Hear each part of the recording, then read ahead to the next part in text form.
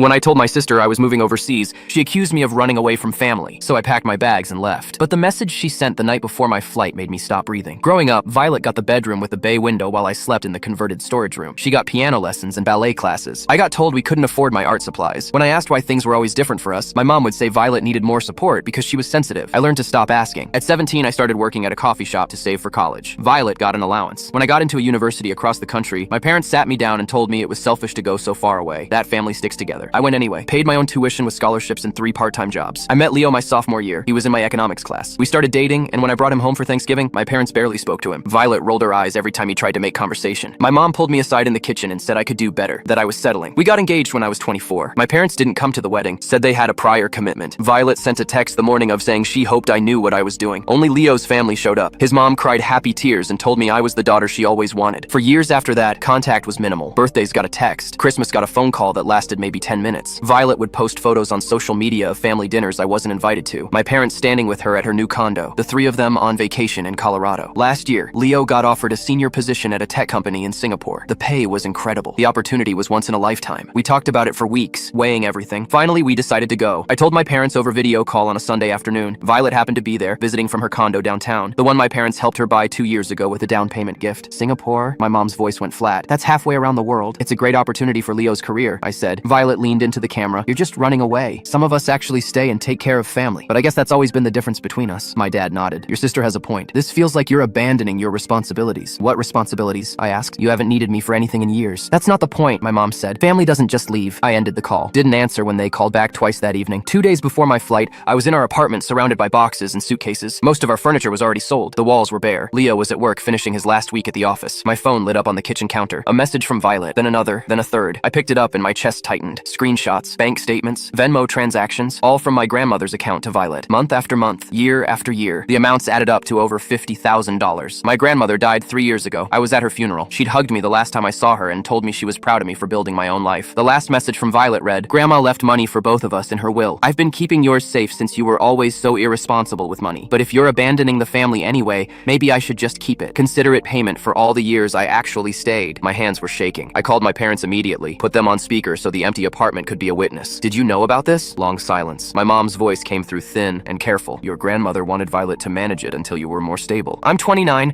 I'm married. I have a master's degree and a career. You were always impulsive, my dad said. Moving across the country for school, marrying someone we barely knew, now Singapore. We thought Violet would know when you were ready. I looked at Leo's graduation photo still sitting on the counter, the last thing we hadn't packed. We're landing in Singapore in 2 days, I said. Forward everything to Violet's husband. Every transaction, every text. He should know who he married. I hung up. We boarded the plane with our phones off.